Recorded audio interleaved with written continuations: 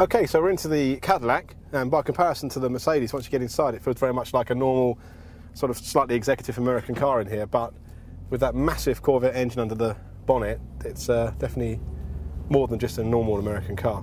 Like the Mercedes, there are two settings to the stability control. You can have a competition mode and then fully off. So we can do this first lap with it in the competition mode, just to try that out, and then we'll try the fully off mode after that. You can also drive the car with the gear shift with using the paddles on the steering wheel, same as the Mercedes, but the transmission isn't as sporty as the Mercedes, so the shift's not as precise, and the paddles themselves behind the wheel are plastic, so they feel a little bit cheap compared to the Mercedes. You have got a gear position indicator down here though, so you can at least see what gear you're in.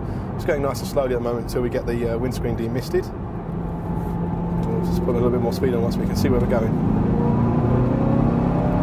First thing that strikes you about the Cadillac is it's seriously fast in a straight line. A bit like the Corvette really, which it shares its engine with. Once you hear the supercharger coming in, then you have to be ready for some really quite serious acceleration. And braking there, the gear shift isn't as nice. You don't get as nice a throttle lip on the downshift as you do in the Mercedes. And in this middle mode, the middle setting for the stability control is nowhere near as good as the Mercedes. What it actually happens is, as you get on the throttle, it snaps sideways quite suddenly, and then the intervention from the stability control is a bit too late and a bit too harsh. So actually you don't really gain a huge benefit compared to it being off. Still very snappy, so it's hard to see the benefit, whereas the Mercedes system, you really can see the benefit of the Mercedes system.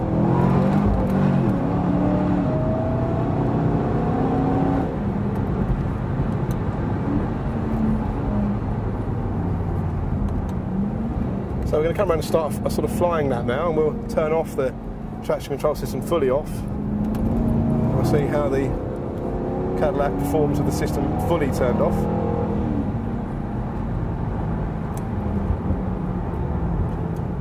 First thing you notice about the Cadillac is the steering's quite, not vague, the turning's quite sharp. This is very artificial. There's not the weighty feel you get from the Mercedes. And the brakes lack the firm bite that you get in the Mercedes as well. So while this car's got lots of power, it doesn't really feel like the fully sorted dynamic article that the Mercedes is. And equally so, it's nowhere near as good as the Jaguar either. Okay, so we're starting a flying lap now, across the line.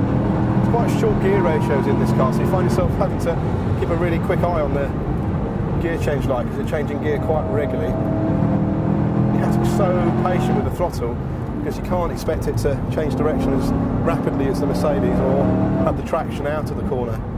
But it's still, because of that power, it's still very fast. And once you start to drive it smoothly, it's quite effective. You have to wait with the power, be very patient, sense the front end grip, and then feed the power in gently so as not to lose rear end grip. Here you have to brake a lot earlier than the Mercedes, because you just feel like you can't carry quite as much into the corner on the brakes. You have to brake a lot earlier.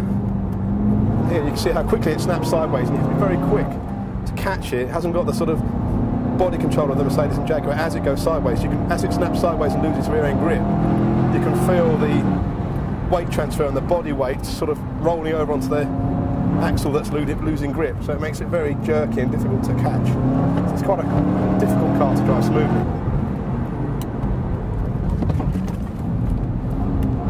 See there, you see how quickly it snaps into oversteer as you come out of the corner. And then as well in a straight line there, as it catches the limiter, it's a big snap of oversteer in a straight line, which certainly tests the reflexes.